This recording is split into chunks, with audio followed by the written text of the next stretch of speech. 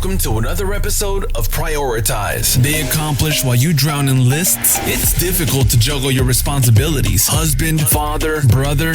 It goes on, but your energy doesn't. You pondering what I'm pondering? Prioritize what's right for you, not what's left behind. This is Prioritize with Toby Baker. You'll have to speak up. I'm wearing a towel.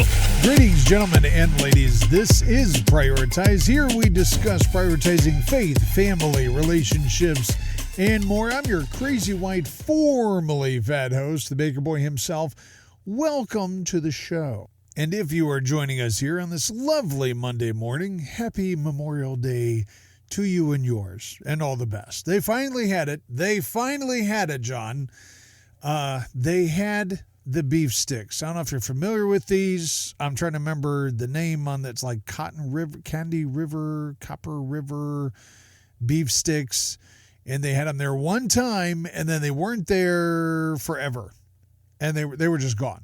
Now, it's a closeout store, and I think at one point I was telling everybody, I don't know if I want to tell anybody about this closeout store anymore, because they had like 1 pound bricks of Sugar River. I think it's Sugar River Canyon beef snacks. They had these, so like a pound of beef sticks for $2.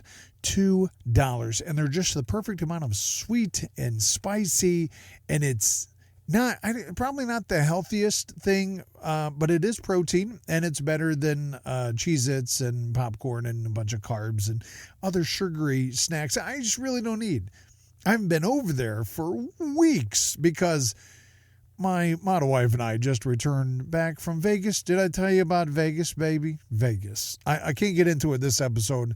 We'll have to get back into it another episode. I've been wanting to do this one here for a bit, and it just seems like a good time to discuss this. So way back, I don't know how old you are when this happened. I can remember hearing about it. I thought you got to be. I mean, I don't know. Just the sentiment was insane. The year was 2012. The Dark Knight Rises comes out in theaters. It's the second one in the Dark Knight series from Christopher Nolan, right?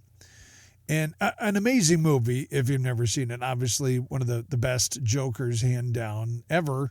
Some argue Jared Leto, others argue Joaquin Phoenix. I'm convinced no, Heath Ledger as Joker was the optimum, like where it was. Jack Nicholson was great, but he was cartoon character for the Joker.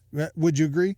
When it came to The Dark Knight Rises, this was much more, just an entirely different series. That's all. I mean, that without trying to degrade or criticize one Batman series or the other, I loved the original Batman with Michael Keaton. Always will. This was a different Batman. This was an entirely different release. I don't know if anybody saw this coming, but it happened over in Aurora, Colorado. A midnight screening of the film of The Dark Knight Rises. Guy dressed in tactical clothing. He was 24 years old, comes in, sets off tear gas grenades, shoots out into the audience, a lot of different firearms. 12 people go down. 12 people were killed. This guy is in the theater. He goes out to his car, and that's parked out like right near the exit door. He changed into protective clothing, so he knows exactly what he's doing.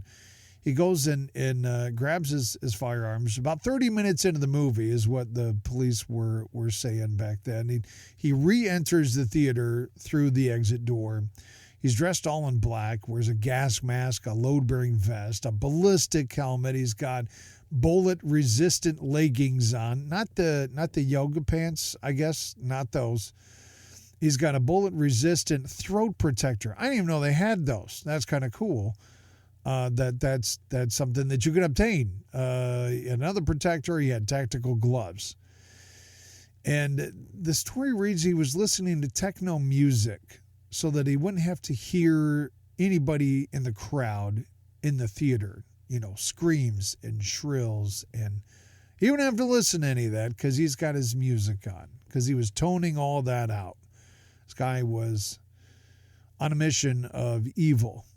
Initially, few in the audience considered it to be a threat. Some witnesses said he's wearing a costume like the other audience members who dressed up for the screening. You go to a screening, it's opening night. This is a huge movie.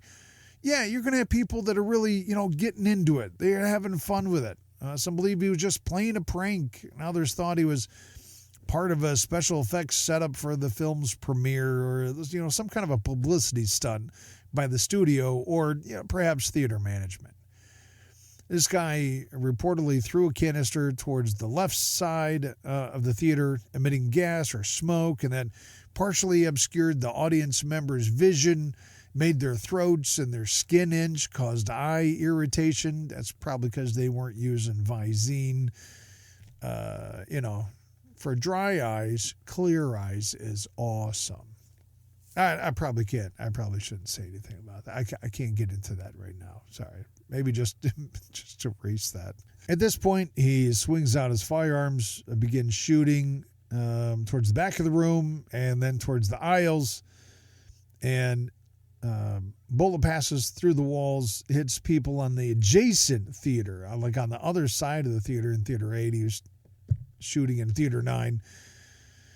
And they were screening the same film. This guy took out a lot of people. 12 fatalities were reported along the 70 injuries. 70 were hit by bullets, and they were reported by the mainstream news to 10 victims died at the scene, and 2 more were pronounced dead in local hospitals. The 5 men, and I want to give the names here because this is important. Jonathan Blanc, John Larimer, Matt McQuinn, Jesse Childress, and Alexander C. Teves died protecting their girlfriends or friends.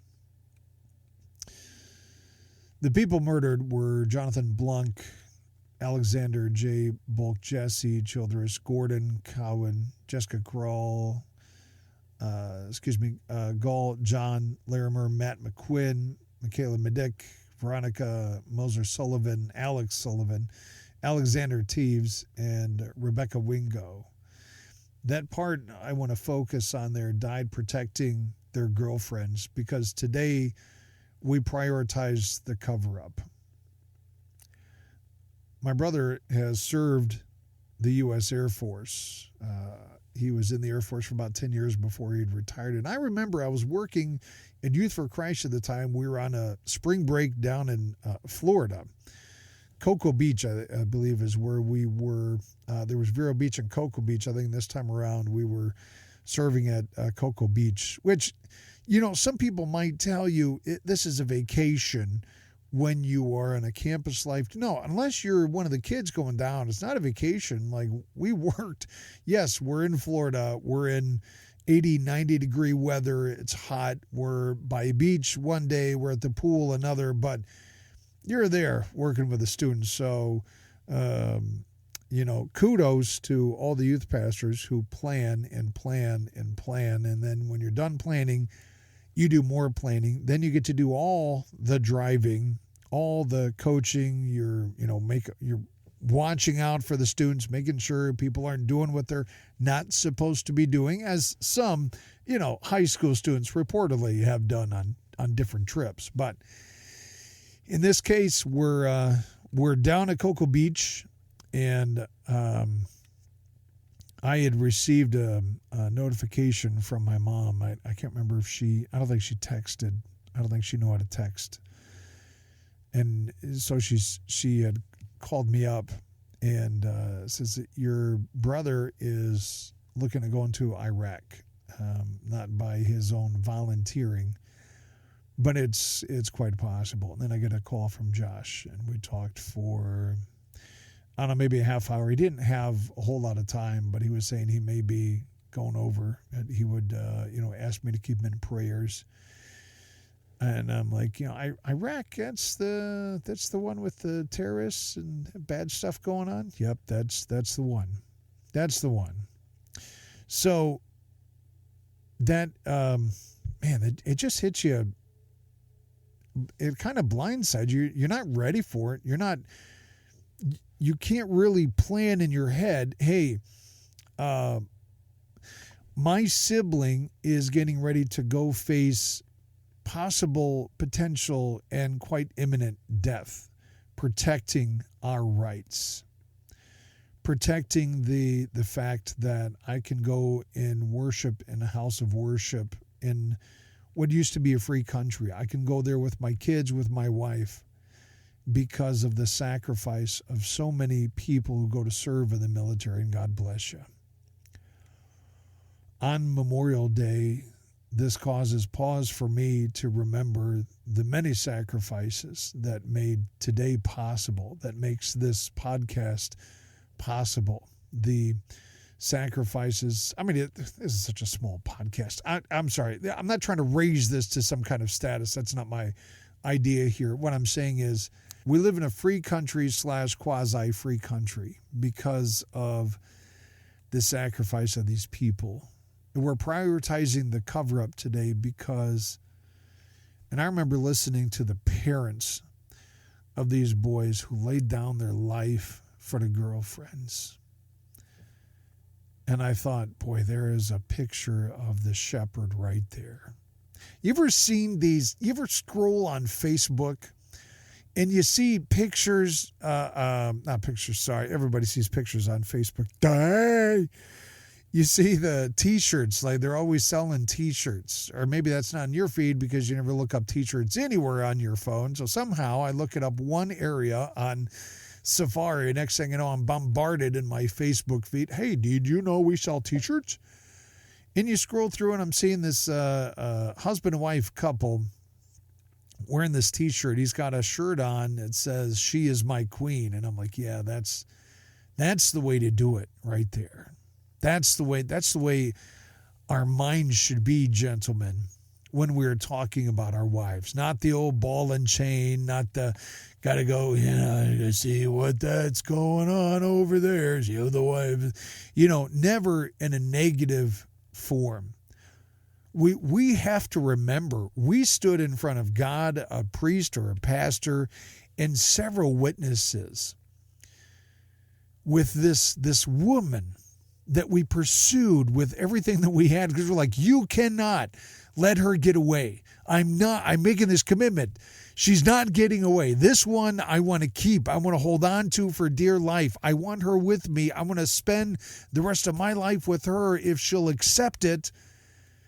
And then what? Years later, you're talking about her like she's the ball and chain, the bane of your existence? Come on now. What happened?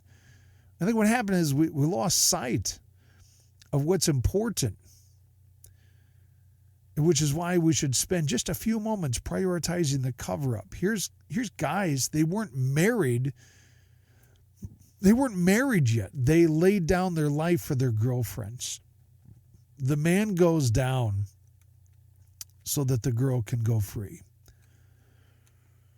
Jesus says that he is the good shepherd and he lays his life down for his sheep. There's pretty much nothing in my home that has innate value, inherent value in terms of its stuff. So if, four guys come into the home, guns blazing, and then we're there with our hands in the air and they're taking out our flat screen, okay, take it. When it comes to the Bose speakers, you might have problems there. They start, what are you going to take? I don't know what you're going to take. We don't have gold and silver jewelry and actual silverware. We don't have actual china. It's just with plates we eat on. There's stuff we eat with.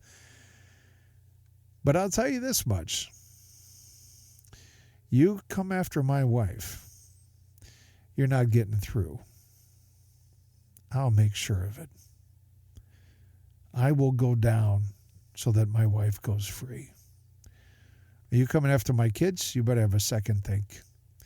You better rethink. You take anything in a house you want to, I'm probably not going to put up much of a fight, especially if you take the dog and the cat. I'll let you have those. I'll let you have the dog and a cat. The speakers we're going to have to negotiate on, okay? Maybe you walk out with a broken arm or, maybe you lost a leg or something, but you got the speakers. You come after my wife, my friend, you do not walk out of here alive. That is what I do. I lay down my life so that my wife goes free. If there's a gunman in the place, I cover my wife. I am her covering. That is my responsibility. That is my honor and my privilege to make sure that I do everything I can that she goes free. Because that's the place, that's responsibility that I've been gifted by God as her husband. She's my queen. I lift her up in every situation that I can. And I am her covering. I will go down so that my wife goes free. And I commend you, gentlemen, to do the very same thing. I can't be the only guy out here that goes through this, right? Like you're walking around, you're in a mall, you're in a public place, and you're like, I could take this guy. I could take that guy. This guy might put up a fight. This guy's got a knife. It might be a problem. I'm going to need my sword, katana blade with this guy. This guy's arms are bigger than my head. I think I better aim below the knee. And then, okay, we're here. What happens if a gunman starts shooting? All right, from which direction? What's our exit strategy? Now, I guess moms are like always thinking about like this because they're the mom, the mama bear. The mom. Don't go after the mama cubs. Don't even try. Yeah, Joyce might be more fierce about our boys than I am. And I'm like, our eldest son, he's 6'5". The guy can pretty much lift the house and move it. We come back from Vegas, like, why is our house moved? It was on this side. Joyce, didn't we used to live here for 20 years? I mean, he's a tall glass of water. I'm not gonna lie to you. Like you think about that. Maybe I'm it. And, I'm a little crazy like that. That's okay. I can be a little crazy. But these kinds of things, they go through your head, don't they? You're like, all right, if something bad goes down, what's the exit strategy? What are my situational awareness, I believe is what officers call it, right? Situational awareness. So we look around, we're constantly aware of the situation. You ever been watching a spy movie? What's the one movie, Spy Game, with... it was with Brad Pitt and Robert Redford, right? And he's like training Brad Pitt. Robert's the aging CIA agent. And he's saying, he's taking him through, like, you got to be aware. You got to be able to see around. Now, I'm not advocating that we all must train like CIA agents. I'm saying this, that as the husband to the wife, an example for your boys, you're the one who stands in between the threat and your queen, right? Like your daughter is watching you, right? So what kind of man is she going to marry? She's going to marry her dad. So if you're not manning up and standing in between the threat and your queen, there's an issue. That is your responsibility. That's my responsibility. It's not a macho thing. This is not a vanity thing. This is a responsibility thing. The prioritizing the cover-up is that we are the cover-up for our wives. We stand in between the threats, the criticism. That falls on us. Right? We get dirty. We get the mudsling on us. We get the criticism. Not my bride. Not my queen. I will lift her up whenever I can. It's an act of worship to the Lord by being the cover-up for my queen, for Joyce, for my wife. See, because that's the position he's placed me in. If you look into... the book of Ephesians, for the husband is the head of the wife, even as Christ is the head of the church, his body, and it is himself its Savior. Going on to verse 24, now as the church submits to Christ, so also wives should submit in everything to their husbands. Here it is. Husbands, love your wives as Christ loved the church and gave himself up for her, that he might sanctify her, having cleansed her by washing of water with the word. Dudes, gentlemen, there it is, black and white, clear as crystal. We're the covering. We're the cover-up. We stand in between the threat and our bride. I know I've said that several times, and do I have nothing else to say this podcast? Well, I mean, that's the key. So on a Monday of Memorial Day, where we are taking a few moments to remember those who have served us, who have sacrificed their lives for this country, I wish you all the best on Memorial Day. I hope it's a great one. Just take a few minutes. Remember that about our military and our service personnel who do the daily sacrifice, those who have given up their lives. And remember, gang, gentlemen, you're the cover-up. There it is, folks. Short and sweet, and we'll catch you next time.